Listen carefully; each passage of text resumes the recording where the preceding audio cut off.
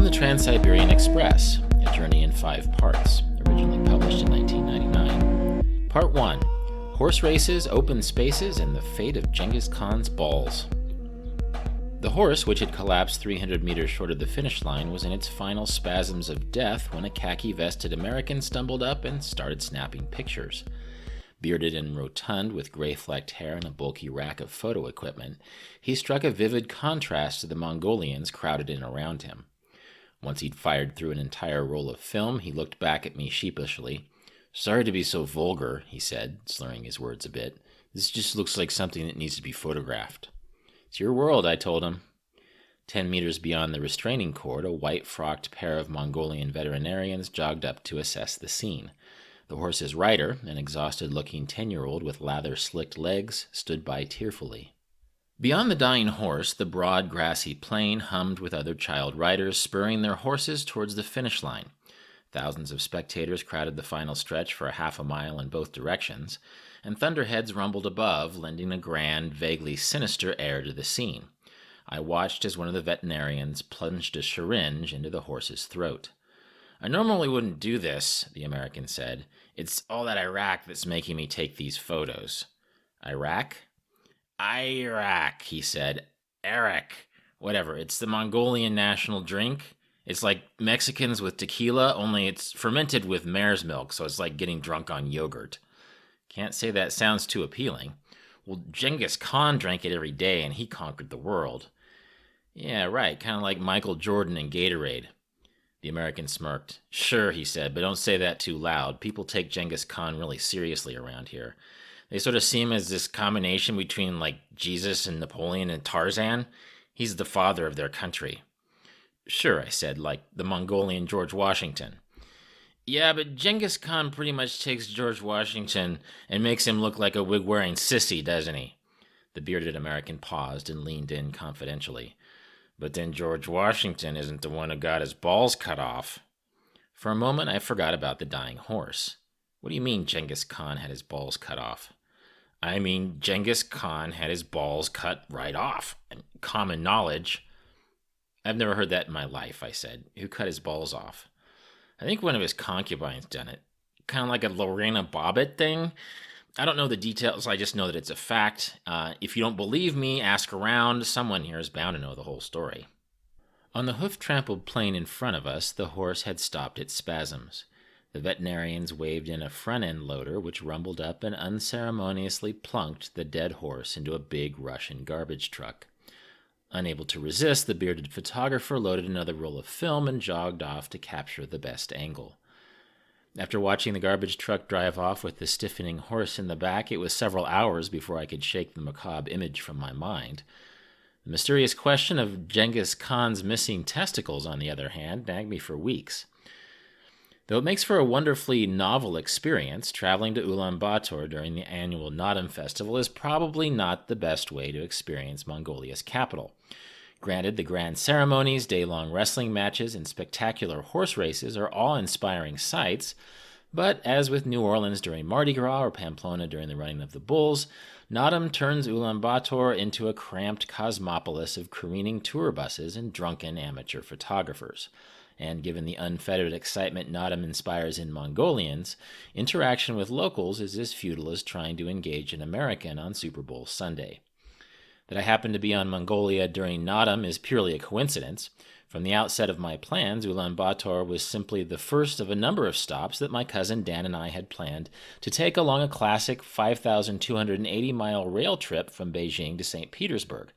Dan had come all the way to China from Kansas, where both of us grew up, to join me for a journey that we'd been planning for over a year. Our initial 30-hour ride into Ulaanbaatar from Beijing featured endless glimpses of the exotic, from fog-shrouded vistas of the Great Wall, to camels trotting in the Gobi Desert, to a huge set of hydraulic cranes at the Mongolia-China border that lifted each train car off the ground as the wheels were changed to fit the new track gauge. None of this, however, prepared us for the eccentricities we found in the windy, Soviet-styled streets of Ulaanbaatar. There, on drab urban avenues of Mongolia's capital, locals armed with Sony camcorders galloped on horseback through festival crowds. 36 Scottish Boy Scouts in town for a service project posed in their kilts near the Mongolian Hunting Trophy Museum, which, according to a report in the tourist newspaper, features, quote, amazing, unbelievable, big and nice trophies of ibex, elk, and rose deer, end quote. In the center of town, a half-dozen different documentary crews prowled Sukbatar Square, looking for something that looked Mongolian enough to put on film. Sneaker-shod locals rubbed shoulders with tourists bedecked in full Mongolian costumes.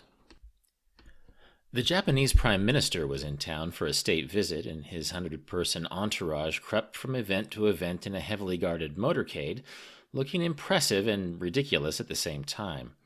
English-language newspapers advertised gay and lesbian peer education workshops, the 8-lane Moncourt bowling alley had just opened for business, and, for the first time in festival history, Naadam wrestlers were being tested for performance-enhancing drugs. Apart from our tour guide and bus driver, the first true Mongolian I met in Ulaanbaatar was a guy called Mr. Blue. Though I chatted with Mr. Blue on a couple different occasions, the only vivid thing I remember from our conversations was his story about why camels' penises point backwards. Middle-aged and dressed in J. Crew-style casuals, Mr. Blue originally approached Dan and me at Sukbatar Square offering his services as a tour guide. Since we already had a guide, we declined. When I saw him the following day, we exchanged pleasantries, and this led to a conversation that rapidly moved to the topic of camel penises, a well-rehearsed shtick that's no doubt a part of Mr. Blue's daily routine. Apparently, not long after the world was created, God, or at least the Mongolian equivalent deity, realized that it was too troublesome to rebuild animals every time they died. Seizing on a brainstorm, God decided to redesign animals so that they could reproduce themselves. In a moment of inspiration, God manufactured a number of sexual organs and called the animals in to be fitted. One by one, the animals came in to claim their new appendages until every animal had a penis except the arrogant, dilly-dallying camel. When God called the camel in to claim the final penis, the camel decided he didn't like the looks of it and trotted off before God could attach it. Angered by the camel's insolence, God threw the penis at the camel, and it attached backwards, as it remains to this day.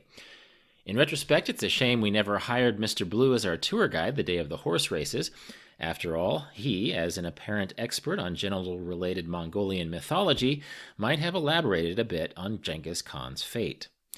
My time in Ulaanbaatar was not entirely dominated by phallocentric yard spinning. In fact, much of my time in Mongolia was spent in the countryside where, because accommodations in the city had long since been booked for the festival, Dan and I stayed in a ger, a traditional Mongolian felt tent, in a campground with other members of our tour group. Many travelers don't care much for tour groups because organized tours tend to de-narrate one's experience.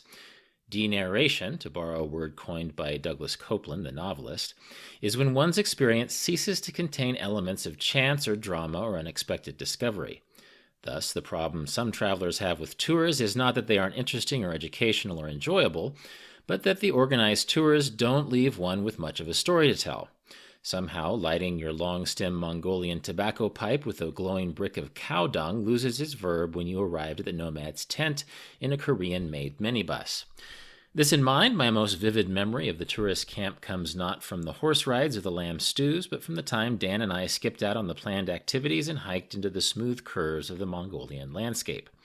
Since there were no trees or fences or roads to guide or impede our way, we walked in a straight line towards the horizon for nearly 2 hours. Keeping a steady pace, we stopped only to examine the occasional dried cow skull or the odd piles of half-melted glass left behind by the nomads.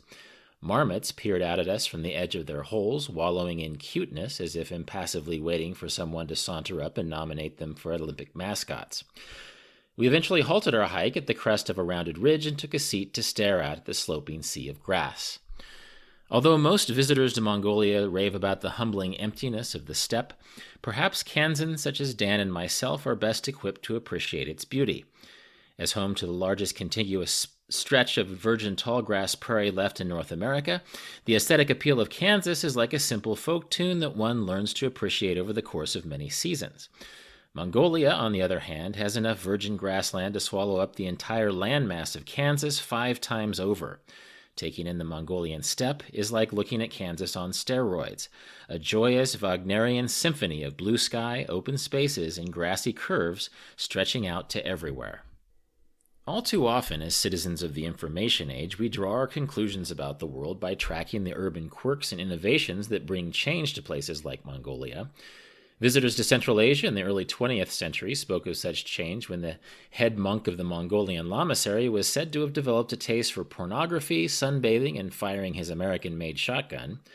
Historians later trumpeted change in the 1920s when the Communist Party seized control of a country that, as a subsistence-based nomad culture, had no workers to unite.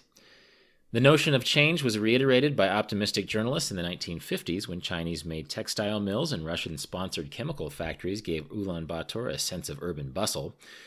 These days, urban crime, internet cafes, and sports utility vehicles in the streets of the capital tempt me to recast Mongolia as a California in the making.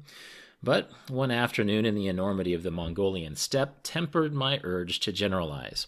The grassy expanse beyond the urban limits of the capital city hinted that, in the open spaces of the world, prehistory itself still holds a quiet upper hand on the noisy little parades of change.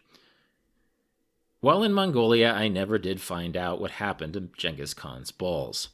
To be honest, I didn't really ask around much, since I feared broaching this topic with Mongolians might seem as crude and irrelevant as asking Christians how divinity affected the odor of Christ's bowel movements. Ultimately, my curiosity was sated in a distinctively denarrated manner, not by a wizened Mongolian hermit claiming to be descended from the Kahn himself, or an Indiana Jones-style archaeologist leading an Ark of the Covenant-style quest for the dismembered gonads, but in a library miles away from the great Khan's domain. According to this legend, Genghis Khan was hunting one winter's day when he killed a rabbit in the snow. Noticing the striking contrast of the rabbit's blood on the snow's surface, he decided he wanted a woman so perfect and beautiful that her skin was as white as snow and her cheeks as red as fresh blood. The kingdom was searched, and such a woman was found, the new bride of the Prince of Ulaanbaatar. On the threat of death, the prince handed his wife over to Mongolia's great warrior, but she, still faithful to her true love, entered the Khan's chambers with a knife hidden in the folds of her garment. When Genghis came to her that night, she responded to his advances by cutting off his genitals, then jumped to her death in a river. The great Khan, it is said, fell unconscious from the shock and never awakened. Dan and I left Ulaanbaatar the day after the Naadam closing ceremonies. As our train pulled out of the city, Mongolia's capital had already shifted to a quiet, sleepy place that, in comparison to the kinetic colors of Naadam, almost made it seem abandoned. Within 12 hours of our departure from Ulaanbaatar, my cousin was still safely cruising on the train into the heart of Siberia. I, on the other hand, in a bizarre collusion of circumstances involving a Russian tank commander and two particularly unpleasant train provodnitsas, somehow managed to strand myself and two of my cabin mates 250 miles from Ulaanbaatar at an obscure Russian border town called Naushki. Such was the luck that greeted the next leg of my Trans-Siberian journey.